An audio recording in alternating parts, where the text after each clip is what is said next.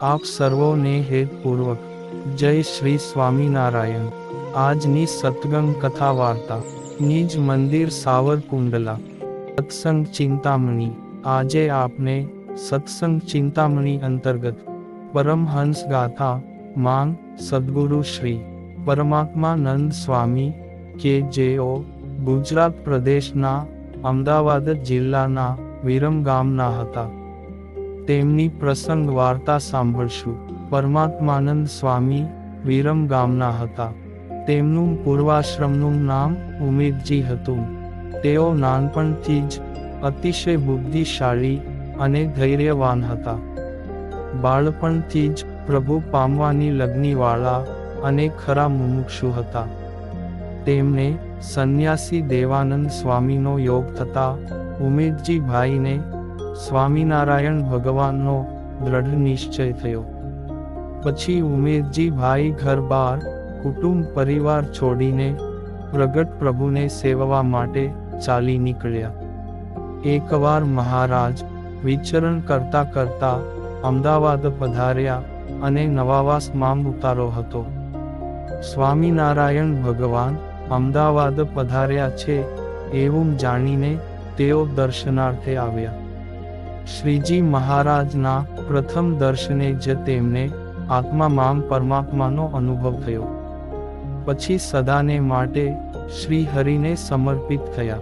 પરમાત્માના આનંદમાં અખંડ ગુલતાન રહેનારા આ મુક્તાત્માનું નામ શ્રી હરિએ પરમાત્માનંદ સ્વામી એવું રૂઢું રાખ્યું હતું। તેમને શ્રીજી મહારાજે સુપાત્ર જાણીને ભણાવ્યા હતા, ભણી ગણીને હોશિયાર થયા હતા। પરમાત્માનંદ સ્વામી જિજ્ઞાસુ અને સત્યના પીપાસુ હતા। પરમાત્માનંદ સ્વામી પ્રથમ તો વડતાલ મંદિરમાં રહેતા।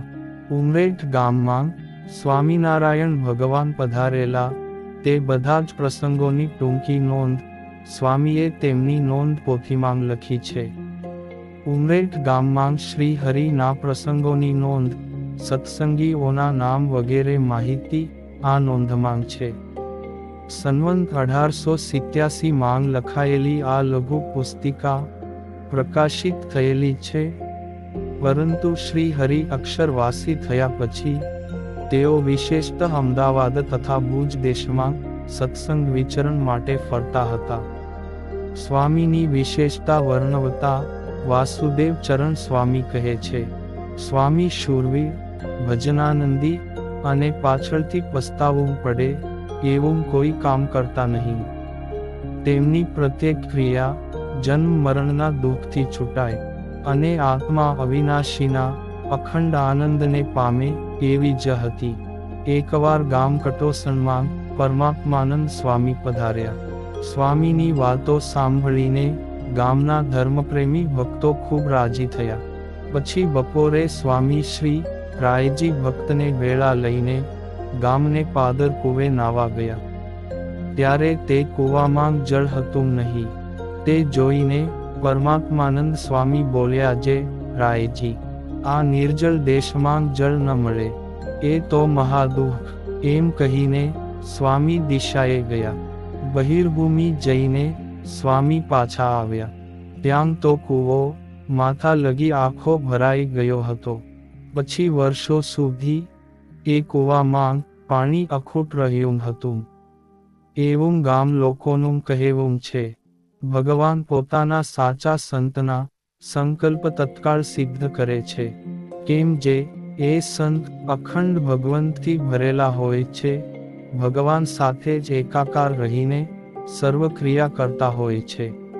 જે ભગવાન સાથે એકતા અનુભવતા હોય એવા સંતના સંકલ્પ સ્વયં પરમાત્મા પૂર્ણ કરે છે। ભગવાન ભક્તની પ્રાર્થના જરૂર સાંભળે છે, અને પ્રાર્થના એ તો આત્માનો ખોરાક છે। પ્રાર્થનાથી જ પ્રભુ સાથે અંતરનો નાતો જોડાય છે। પ્રાર્થના સાંભળીને પ્રભુ રક્ષા કરવા આવ્યા હોય એવા અનેક પ્રસંગો છે। આપને એવા અનેક પ્રસંગો સાંભળ્યા પણ છે। માટે હાલતાંગ ચાલતાંગ, ખાતાંગ પીતાંગ, સુતાંગ જાગતાંગ પ્રભુને અખંડ પ્રાર્થના કરવી। ભગવાનના ઉપકારોને યાદ કરવા, સંતોના ગુણોને સંભાળવા, તો આપનું હૃદય ભક્તિથી નીતરતું રહેશે. પરમાત્માનંદ સ્વામી શ્રીજી મહારાજના એક પ્યારા પરમહંસ હતા. એક સમયે આ પરમાત્માનંદ સ્વામી પોતાના મંડળે સહિત ગ્વાલિયરથી ચાલ્યા.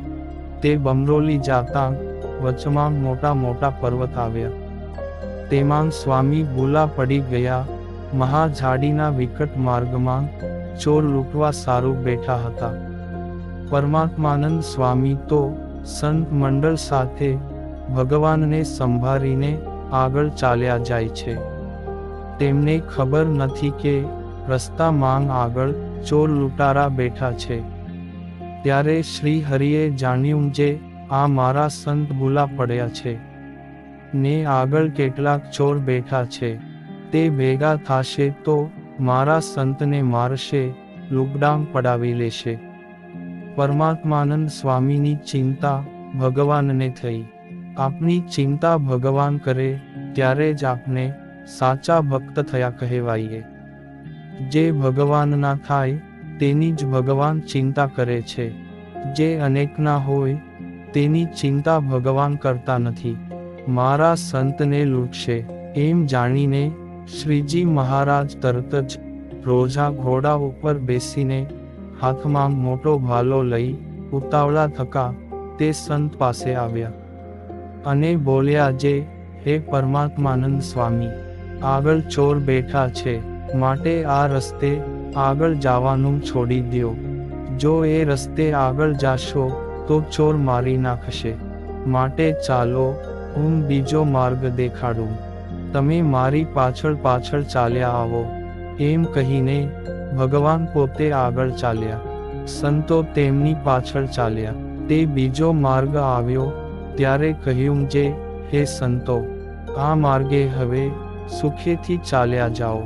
કોઈ વાતની ફિકર રાખશો નહીં અને આનંદમાં રહીને મારા ગુણગાન ગાજો. અંતરમાં મારી મૂર્તિ ધારીને સુખેથી સત્સંગમાં ફરજો.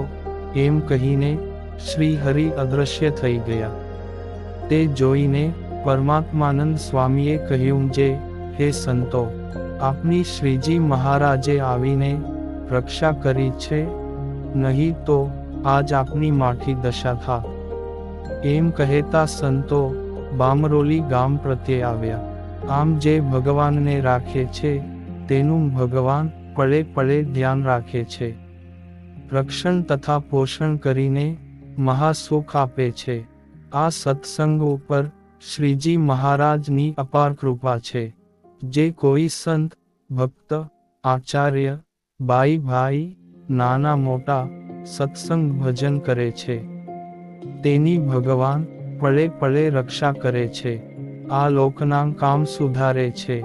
આને દેહના અંતે તેડવા આવે છે અને પોતાના ધામમાં લઈ જાય છે. આવા ભગવાન મહાદયાળુ છે. માટે તેને અખંડ સંભાળવા તે આપની ફરજ છે. પછી આ પરમાત્માનંદ સ્વામી કચ્છ ભુજ વિસ્તારમાં સત્સંગ માટે ખૂબ વિચરણ કરતા હતા. સ્વામીના શિષ્ય બદ્રીનાથ દાસજી સ્વામી હતા. એ પણ સ્વામીની સાથે કચ્છ પ્રદેશમાં ઘણું ફર્યા હતા અને તે પ્રાંતના અનેક ધર્મપ્રેમી જનોને સત્સંગનો રંગ ચડાવ્યો હતો. આ રીતે કચ્છ દેશમાં ખૂબ જ સત્સંગનું પોષણ કરીને જ્યારે પોતાને ધામમાં જવું હતું ત્યારે તેઓ અમદાવાદ આવ્યા હતા અને ત્યાંથી જ તેઓ અખંડ શ્રી હરિની સેવામાં અક્ષરધામમાં ગયા હતા. તે પ્રસંગ આપને ટૂંકમાં સાંભળીએ. પરમાત્માનંદ સ્વામી અખંડ શ્રી હરિના સુખથી ભરેલા પરમહંસ હતા. તેમના દ્વારા શ્રીજી મહારાજે અનેક મુમુક્ષુઓનું ભલું કર્યું હશે, પરંતુ આપણે તો ગ્રંથમાં લખેલું હોય એટલું એકત્રિત કરી શકીએ. આ પરમાત્માનંદ સ્વામી સંવંત 1921માં કારતક વદ 8ને દિવસે અમદાવાદ કાળુપુર મંદિરથી સ્વતંત્ર થકા દેહ છોડીને શ્રીજી મહારાજ સાથે વિમાનમાં બેસીને અક્ષરવાસી થયા હતા. સ્વામીને શ્રી હરિ તેડવા પધાર્યા. તે સમયે ઘણા સંતો ભક્તોને તેમના પ્રત્યક્ષ દર્શન થયા હતા. આ પરમાત્માનંદ સ્વામીના શિષ્ય બદ્રીનાથ દાસજી સ્વામી હતા. તેમને પરમાત્માનંદ સ્વામીને સેવાએ કરીને ખૂબ જ રાજી કર્યા હતા. સ્વામીની કૃપાથી તેઓ ખરેખરા ભક્તિના રંગે રંગાયા હતા.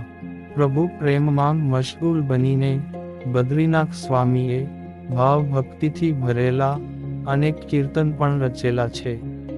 તેઓ શ્રેષ્ઠ વિદ્વાન અને સારા કવિ પણ હતા.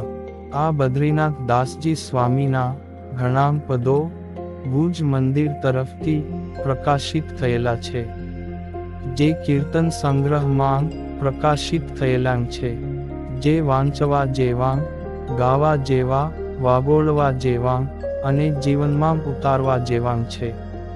અને હવે પછીની કથા વાર્તા આપને આગળના ભાગમાં સાંભળશું. અત્યારે આપ સર્વોને ભાવથી જય શ્રી સ્વામિનારાયણ.